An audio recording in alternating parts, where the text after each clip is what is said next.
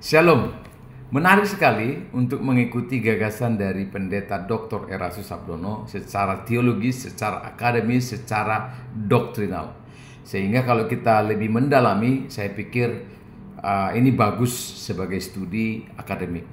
Nah, setelah saya mendalami tulisan dari Eric Chang dalam bukunya The Only True God, misalnya dalam halaman 59, saya melihat dan menemukan lebih dalam bahwa ada kemiripan atau pertalian dari kedua hamba Tuhan ini.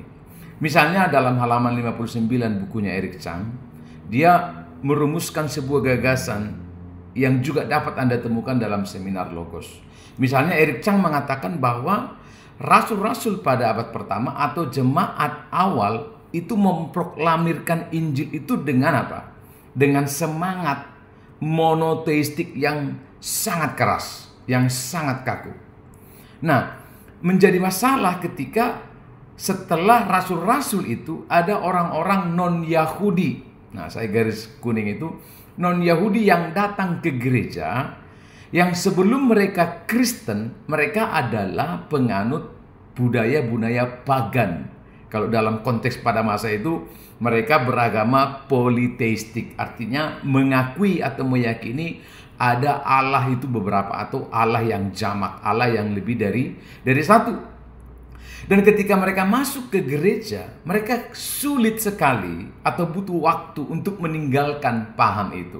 Nah, dengan kata lain, Eric Chang mengusulkan sebuah gagasan bahwa keyakinan Tritunggal atau Trinitas itu bisa saja adalah hasil gagasan atau ide-ide yang dirumuskan atau dibawa oleh orang-orang non-Yahudi yang masuk ke gereja.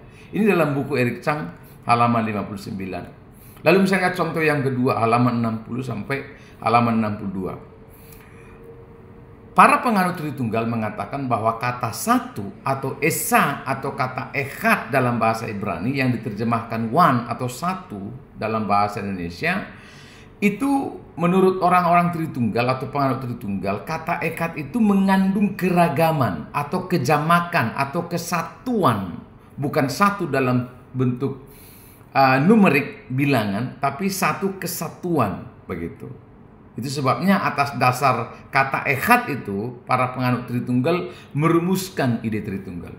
Nah, menurut Eric Chang ini orang-orang penganut Tritunggal ini salah kaprah karena kata echad, kata esa itu tidak mengandung keragaman apapun dalam diri Yahweh.